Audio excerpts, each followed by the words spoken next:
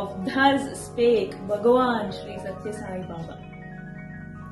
మానవతా విలువలను నేర్చుకుని ఆచరించిన వారే నిజమైన విద్యావంతులు.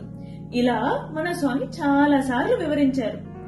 అందులో ఒకటైన ప్రేమ గురించి ఒక చిన్న కథ చెప్పుకుందాం. ఒక దూర దేశంలో ఒక చాలా మంచి ఆయన ఉండేవారట. ఆయన ప్రాంతీయ భేదాలు, మత భేదాలు ఇవేమీ లేకుండా అందరినీ ప్రేమించేవారట. ఆయనకి నీడ లేని వారికి ఆశ్రయం ఇవ్వడం, మళ్ళా భోజనం లేని వారికి భోజనం పెట్టడం, ఇవన్నీ పనులంటే చాలా ఇష్టం. ఆయన దినచర్యలో ఇలాంటివన్నీ అమలుపరుచుకుంటూ ఉండేవారట.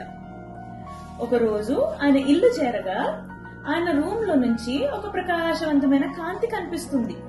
లోపలికి వెళ్లి చూస్తే ఒక దేవదూత కూర్చొని పేర్లు రాస్తున్నారు. ఏం పేర్లు రాస్తున్నారు అని చాలా కుతూహలంగా అడుగుతారు. ఆ దేవదూత చెప్తారు, నేను దేవుణ్ణి ప్రేమించే వారి పేర్లు రాస్తున్నాను అని చెప్తారట. ఈయన అంతే కుతూహలంతో మళ్ళీ అడుగుతారు, నా పేరు ఉందా అని అడుగుతారు. దేవదూత మీ పేరు లేదు అని చెప్తారు. ఈయన కొంచెం నిరాశపడినా యథావిధంగా తన మంచి పనులన్నీ కంటిన్యూ చేసుకుంటూ తన రోజంతా మామూలుగా గడిపేస్తారు. మళ్ళీ మరుసటి రోజు తన పనులన్నీ అయిపోగొట్టుకుని ఇల్లు చేరేసరికి అలాగే ప్రకాశవంతమైన కాంతి కనిపిస్తుంది, దేవదూత కూర్చొని రాయడము కనిపిస్తుంది. ఈసారి మళ్ళీ అడుగుతారు, ఈసారి ఏం రాస్తున్నారు అని. ఆ దేవదూత చెప్తారు, ఈ రోజు నేను రాస్తున్న పేర్లు దేవుడు ప్రేమించే మనుషుల పేర్లు అని చెప్తారు. మళ్ళీ ఈసారి కొంచెం మొహమాటంగా అడుగుతారు ఈయన, నా పేరు ఉందా అని. ఆ దేవదూత మీ పేరు మొదటి పేరు అని చెప్తారట. అంటే ఈ కథలో మనం అర్థం చేసుకోవాల్సింది, మనము స్వామికి దగ్గర అవ్వాలి అంటే, స్వామి ప్రేమ పొందాలి అంటే మనం ముందు ఇతరులను ప్రేమించాలి.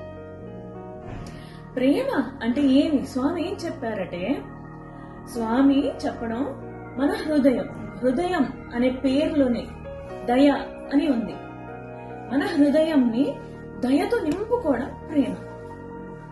ఇతరులతో మాట్లాడేటప్పుడు ప్రేమగా మాట్లాడడం సత్యం అవుతుంది. మనం చేసే పనులన్నీ ప్రేమగా చేస్తే ధర్మం అవుతుంది. మన ఆలోచన విధానం ప్రేమగా ఉంటే శాంతి అవుతుంది. అదే మనం ఇతరులని అర్థం చేసుకోవడంలో ప్రేమని విమర్శిస్తే అది అహింస అవుతుంది. సో మానవతా విలువల అన్నిటికీ మూలం ప్రేమ. స్వామి చాలా సార్లు ప్రేమ గురించి ఎన్నో రకాలుగా చాలా డిస్కోర్సెస్ లో వివరించారు. ప్రేమే మూలం. జై సాయి.